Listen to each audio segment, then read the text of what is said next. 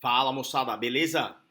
Vamos lá, hoje a gente vai falar sobre pé diabético, tá legal? A gente vai conversar aí sobre um tema que cai ano sim, outro também, sempre cai, ou na prova teórica, ou na prova teórico-prática. Ela é um tema muito recorrente aí na prova, muito importante, tá bom? Inclusive na prática clínica também, muito importante, muito recorrente, tá legal? Muito bem, vamos usar para essa aula aqui as referências do campeonato 12ª e 13ª edição, o livro do Cisínio, umas questões que caíram no TAR de 2016, 17, 19, tá? E o Mil Questões. Vamos lá. Qual é a importância do pé diabético, né? Ele tem mais de 25 milhões de casos aí, isso aqui é um dado do Campbell, então são dados americanos, né? Esse número representa quase 10% da população americana e tem mais de 80 milhões de pré-diabéticos, ou seja, pacientes em risco aí, né? E as despesas em termos financeiros, cada paciente diabético representa 2,5 vezes maior o grau de gasto com esses pacientes com complicações, intercorrências, em relação ao paciente não diabético, tudo bem? Ele é uma associação, essa doença, a gente vai sempre conversar sobre esses 4 pontos. É uma associação de uma neuropatia, e são 3 tipos de neuropatia que estão associadas e que geram sintomas clínicos, complicações diferentes. Vasculopatia, uma osteopatia, né, e o imunocomprometimento. Lembrando que essas 4 associações, que faz parte de uma síndrome da síndrome do pé diabético, acaba gerando o pé em risco, ou as úlceras plantares, as úlceras diabéticas, que é o que a gente vai, que é o foco dessa aula. Tudo bem? Para as neuropatias diabéticas, ela acontece em quase 70% dos casos dos pacientes diabéticos, tudo bem? A patologia envolvida, a teoria é que existem esses depósitos de glicose e gera liberação aumentada de radicais nitrosos, né? Por exemplo, o óxido nitroso, gerando isquemia apoptose celular, gerando uma lesão neural quase sempre irreversível, né? Com uma perda de sensibilidade protetora, que é um dos pilares aí da, do pé diabético, tá? Para você testar a neuropatia, o que se solicita é que você faça um teste de Siemens-Weinstein de 5 milímetros ou de 10 gramas, né? E é considerado um limiar para ocorrer complicações de úlceras neuropáticas e até artropatia de Charcot, tá? No Campbell mostra essa imagem ele testando a parte dorsal, tudo bem? E o que se faz muito na prática clínica é do teste de 3 ou mais pontos, principalmente o primeiro, o quinto e a parte plantar. Se for escolher 3 pontos, é esse. Quando tem 2 pontos alterados, você já classifica como um pé com sensibilidade protetora alterada, tá legal? Ou o ponto teste dos 5 ou 7 pontos, que daí pegaria o primeiro, o terceiro, o quinto dedo e a parte plantar, além de segmentos dorsais associados e o teste do fibular profundo. Mas esses aí também, com 2 ou mais itens de alteração de sensibilidade, você já classifica como um pé em risco e você tem que tomar 2 condutas. A primeira é você apertar o tempo de retorno. Então você cola mais o paciente, ele não retorna mais de 6 em 6 meses, ele passa a retornar de 3 em 3 meses com você. E a outra é, claro, né, as orientações, a possibilidade dele ter complicações em relação à perda dessa sensibilidade protetora. Bom, muito bem. Então, no Cisínio, ele defende essa neuropatia. No Campbell, ele só fala dessa neuropatia que eu acabei de explicar. E no Cisínio, ele aprofunda um pouco mais os tipos de neuropatia. Achei bastante importante isso para a gente conseguir entender isso como uma síndrome completa. A neuropatia que no Cisínio se defende é que existe 3 tipos principais e essa associação de neuropatias gera o nosso pé diabético. Então, é uma neuropatia autonômica que gera aquele pé seco, aquele pé quebradiço, com pouca tegumentação, a parte autonômica dele é alterada e gera esse pé fragilizado. Então, ele está seco, ele não, ou ele perde glândulas sudoríparas, ele perde autonomia para ele conseguir criar sem proteções, sistemas de proteções autonômicos, né? A parte sensitiva, então ele perde proteção, sensibilidade de proteção, sensibilidade de dor, né? E a motora, então existe uma alteração mecânica com atrofia muscular, musculatura intrínseca do pé diminui a atrofia E essas alterações associadas geram o pé em risco do pé diabético. Então, o paciente tem o dedo em garra, ele tem alteração da marcha, tem diminuição de sensibilidade, tem uma pele em risco, um tegumento em risco. Tá legal? Muito bem, lembrando que vasculopatia é um dos pilares aí também do pé diabético, né? A teoria é que existe uma glicosilação avançada, uma lesão endotelial vascular e microtromboses múltiplas aí no pé, tá? E os pacientes diabéticos ele têm 2 vezes mais propensão a desenvolver doenças arteriais periféricas. E existe, de novo, uma diferença aí no que o Campbell defende, que ele fala que o índice tornozelo braquial não tem grande importância, não tem grande definição.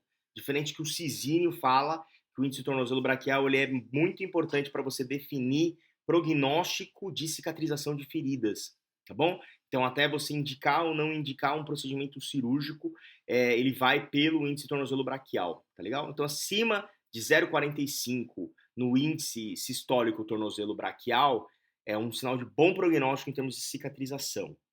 Tudo bem? A gente vai usar isso como termo de cicatrização para você conseguir fazer procedimentos cirúrgicos. Enquanto no Campbell, ele deixa isso um pouco de lado, ele não comenta sobre esse assunto do índice tornozelo braquial, mas ele leva muito em consideração o índice do dedo máximo, né?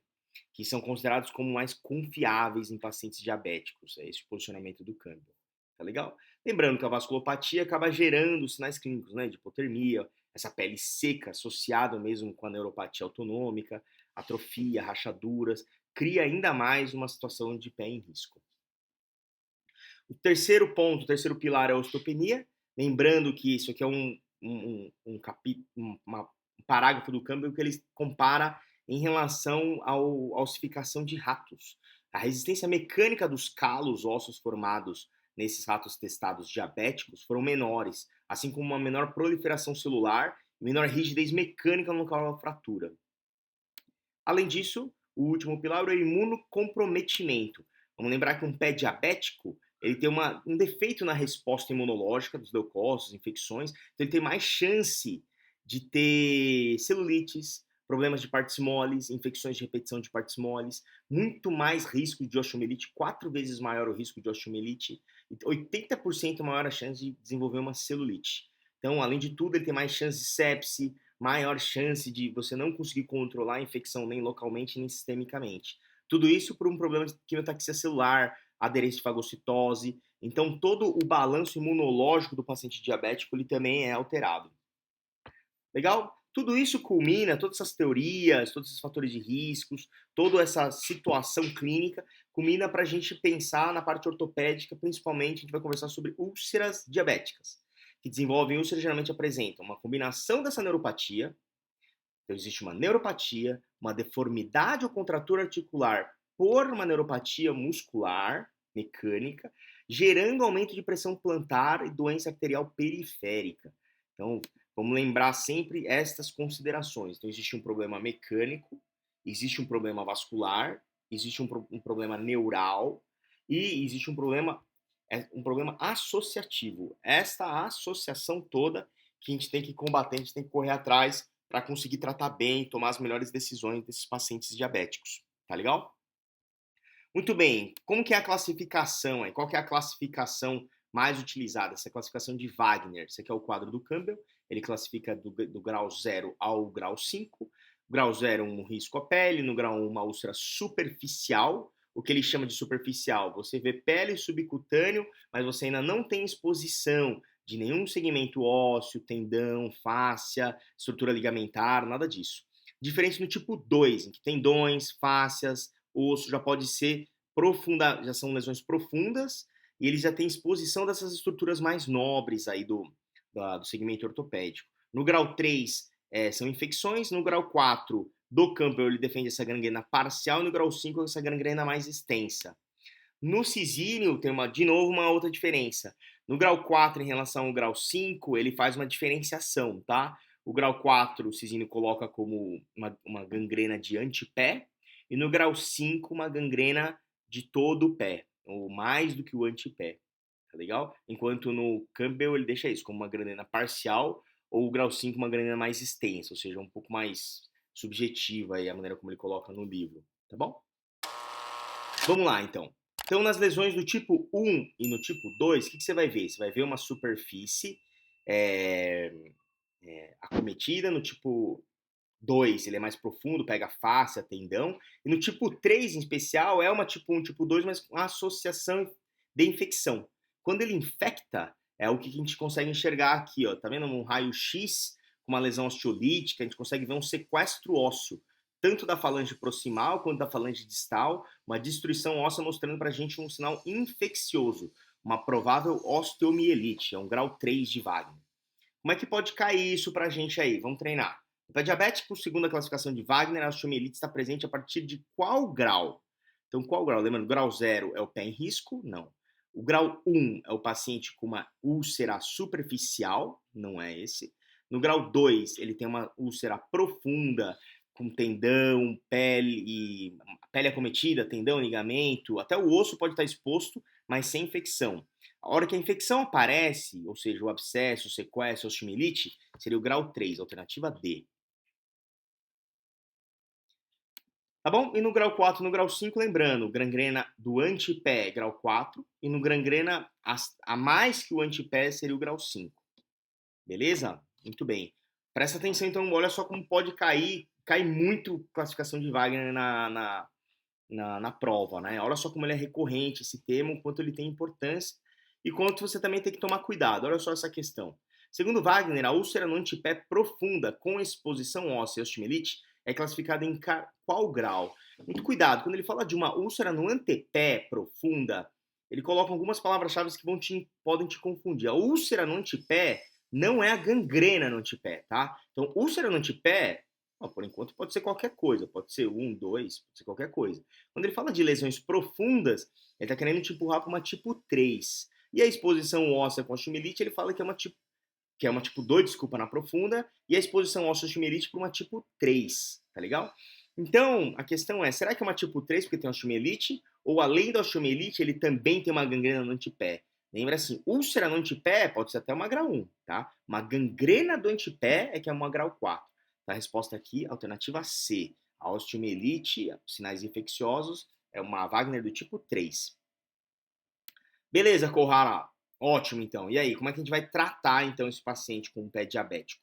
Ele deixa isso bem claro. No Campbell, ele não deixa um direcionamento muito típico, tá bom? E no Cisinho, ele separa de uma maneira um pouco mais clássica aí, tá? Então, lembrando, no tratamento do tipo 1, ou seja, úlceras superficiais, no tipo 2, úlceras profundas, ou no tipo 3, tipo 4, pós-operatório, pós-esbridamento, ou seja, pós-ressecção da gangrena, ou pós-ressecção, resolução do componente infeccioso, você faz um gesso de contato total.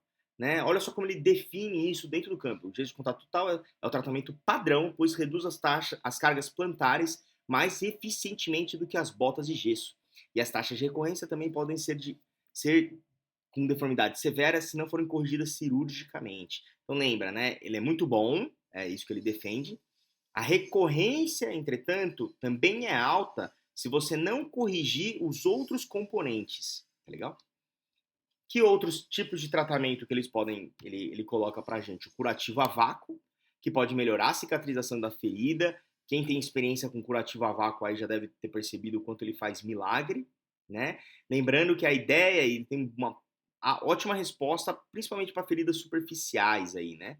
Ele estimula muito a granulação, mas o ambiente tem que estar limpo, úmido, tem que estar um bom leito para você conseguir utilizar esse curativo a vácuo e ele funcionar. Mas Campbell defende esse tipo de tratamento. Câmara hiperbárica também. Olha só como ele traz esses dados importantes para a gente. Que existe eficácia na taxa de cicatrização, ou seja, a cicatrização subiu de 48% para 76% quando você fez câmara, e a taxa de amputação caiu de 45% para 20%. Tá? Lembrando, né, que ele só fala de bons resultados a partir de 10 sessões, tá bom? Então não é qualquer uma sessão lá que também resolve, não. Ele define isso como a partir de 10 sessões. Terapia extracorpórea de ondas de choque também tem resultado, pode auxiliar. Acho que ele usa mais como um auxílio aí de tratamento. E antibiótico terapia. Lembrando, né, nas Wagners do tipo 3, que existe osteomielite, abscesso, infecções, ele tem uma úlcera que você vai ter que tratar com antibiótico-terapia, com múltiplos antibióticos. E Campbell já defende que é recomendável você consultar um especialista em doenças infecciosas. Você tem que chamar infecto aí para te ajudar, tá legal? Lembrando que comumente ele é polimicrobiano, tem uma média de 4,8 agentes por caso. Então, comumente, quando você chega, está com um pé diabético do tipo 3, você vai lá e desbrida, não vai crescer uma cultura isolada, tá bom? Você tem que colher mesmo aquela série de 8 a 10 culturas, componente ósseo, componente de partes moles, e quase sempre ele tem um envolvimento polimicrobiano, tá bom? Lembrando dos grandes positivos, Staphylococcus aureus, Streptococcus, e muito proteus, pseudomonas também associado, tá bom? Lembrando que comumente você vai tratar empírico, né? Você não vai conseguir isolar todas essas cepas, vai tratar empírico e vai tentar utilizar um sistema multidisciplinar para conseguir resolver essa complicação aí, o grau 3 de Wagner, né? Muito bem, como é que pode cair? Na amputação por vasculopatia periférica, a complicação mais comum é a infecção. Vamos lembrar, levando isso muito em consideração, né? A infecção ela vai estar sempre muito presente nos pés diabéticos. Por ser um pé com vasculopatia, a quantidade que você consegue chegar de antibiótico localmente, conseguir controlar localmente é sempre um desafio. A infecção é o fator de risco maior chance, mesmo após a amputação por uma vasculopatia periférica num pé diabético, por exemplo, a infecção ainda é a mais comum, tá bom? Muito bem, que tipos de cirurgias aí a gente pode fazer, tá legal? A sociedade do pé diabético, né, ele define que cirurgias urgentes incluem que infecções, necrose e gangrena com abscessos profundos, tá bom? Para você conseguir, comumente esses pacientes, este sim, tem uma infecção muito forte, né, em progressão. Então, o PCR está muito alto, o leuco pode estar subindo, o paciente pode chegar realmente séptico para você. Então, comumente ele fica no grau 1, grau 2, até no grau 3 inicialmente, ele vai baixo ali, comumente pode até aparecer de uma maneira assintomática, ele pode carregar por anos, às vezes, a sua osteomielite, mas quando ele chega, faz um abscesso grande e a infecção ela decola muito, lembrando que o paciente ele também tem um grau de imunocomprometimento. Às vezes a infecção ela se utiliza desses momentos e ela explode. Então é um paciente que tem muita chance de difícil controle local, até mais risco, o paciente chega séptico. Muito cuidado em entrar com antibiótico terapia ampla. Legal, pessoal? Muito bem. E quais os tipos de cirurgias, outras possibilidades que você pode fazer, né? Incisão, você pode drenar o caso, você pode retirar, fazer sequestrectomia, ressecar toda a parte óssea. Basicamente, em termos gerais, o que você vai ter que fazer? Você vai ter que resolver todo o problema infeccioso dele. Então, a parte cirúrgica, ela mora muito em torno a partir do grau 3, 4, né, e 5, para procedimentos ou de limpeza, desbridamento, você vai investir nesse pé, você vai tentar salvar esse pé, ou você vai já para um tipo 4, 5, comumente ou você mumifica se ele não tiver nenhum sinal infeccioso, ou você acaba amputando até na urgência para você conseguir resolver a parte infecciosa e a parte gangrenada. Muito bem. Outra coisa que também tem que ser levada em consideração é a sobrecarga, né? Lembrando que é um paciente que ele tem comumente muita pressão no plantar, principalmente na cabeça dos metatarsais. Campbell defende alguns tipos de alongamento de tendão de Aquiles, alongamento de raio ou encurtamento para você conseguir diminuir a pressão e você não ter mais tanta hiperpressão plantar, para evitar a chance de ficar fazendo úlceras de repetição.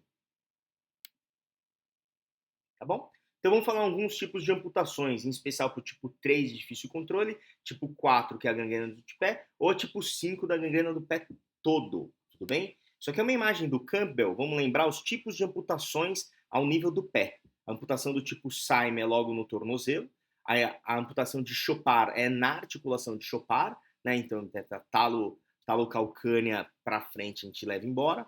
A amputação de Lisfranc é entre a társica metatarsal e a transmetatarsal. As amputações à frente, né, do antepé à frente, das articulações de dedos, são de acordo com o tipo de necrose que pode ocorrer. O que gera em torno, o que é importante aqui para a gente levar em consideração que sempre é muito quente. Lembrando que as transmetatarsais e as de Lisfranc, de Chopard, elas são muito pouco utilizadas atualmente por causa deste fenômeno da flexão plantar. O que acontece? Como ele não tem mais é, os extensores do pé, o que acontece? O tendão calcâneo ele tende a fletir demais esse retropé. E aí o que acontece? O paciente ele fica com um equino, mesmo sem ter mais um antepé. Ele fica com um equino e fica com muita dificuldade, dor. A hiperpressão ela permanece nessa situação por causa do desbalanço. Então o que ele sugere é você fazer uma lesão, um alongamento posterior ou uma tenotomia mesmo de calcâneo, ou comumente isso não é suficiente, você tem que artrodesar, ou seja, você tem que fazer lesões, fazer procedimentos associados. E isso acaba determinando para a gente o que deve ser feito em termos de próxima conduta. Por exemplo, o que você faz? Você acaba levando para uma amputação do tipo Syme, por causa dessas complicações que você tem com a de Chopard, Lisfranc e transmetatarsal. Então, hoje em dia, pouco se usa essa transmetatarsal Lisfranc por causa dessa flexão. Então, a gente vai mais para as amputações do tipo Syme se tiver uma boa taxa de cicatrização. Senão, você vai acabar subindo essa sua amputação.